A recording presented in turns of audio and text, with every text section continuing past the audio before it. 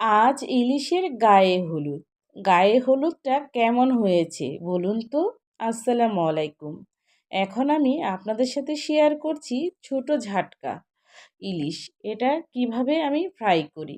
আর এভাবে অনেকেই খায়, তবে আমার কাছে আমি যেভাবে করি এভাবে করলে বেশি ভালো লাগে। এখানে আমি ৩টা ঝাটকা ইলিশ নিয়েছি। আগে থেকে ধুয়ে কেটে নিয়েছিলাম। আর আমি কিন্তু কাঁকড়াগুলো একদম ফেলিনি। ভিতরে যে ফুলকাটা আছে সেটা ফেলেছি, আর পেটের যে ময়লাটা সেটা ফেলে দিয়েছি। এখানে হলুদের গুঁড়া, মরিচের গুঁড়া, স্বাদ মতন লবণ দিয়ে ইলিশের গায়ে হলুদ দিয়ে দিচ্ছি। মানে ইলিশকে আমি মশলা মাখাচ্ছি। আর এই মশলাটা মাখানো যত ভালো হবে, খেতেও ভীষণ টেস্ট লাগবে। ইলিশের মশলা মাখানোটা আমার কাছে খুব দারুণ লাগে।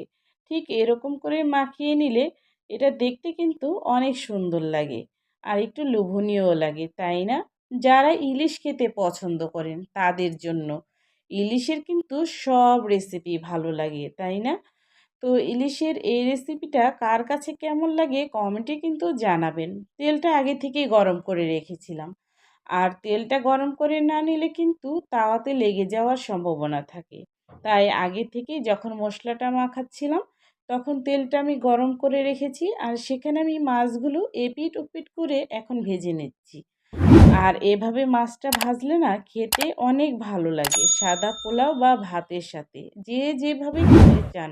যারা ইলিশ লাভার তাদের জন্য তো ইলিশের যে কোনো রেসিপি অনেক ভালো লাগে। ইলিশ মাছের ফুলকা ভাজা, ইলিশের লেজ ভাজার ভর্তা, ইলিশের ঘাটা আর ইলিশ মাছে দিয়ে যে কোনো তরকারি খেতে কিন্তু ভীষণ স্বাদের হয়।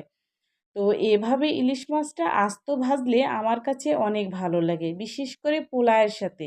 এটা খেতে তো আমার কাছে দারুণ লাগে। একটু পেঁয়াজ বেরেস্তা দিয়েছি। আর পেঁয়াজ বেরেস্তাটা আমার কাছে অনেক ভালো লাগে। তো আজকে এই পর্যন্তই। যদি আজকের এই রেসিপিটা ভালো লাগে, সবাই আমার চ্যানেলটি সাবস্ক্রাইব করবেন। ফেসবুক থেকে দেখলে ফলো দিবেন, শেয়ার দিবেন। আজকে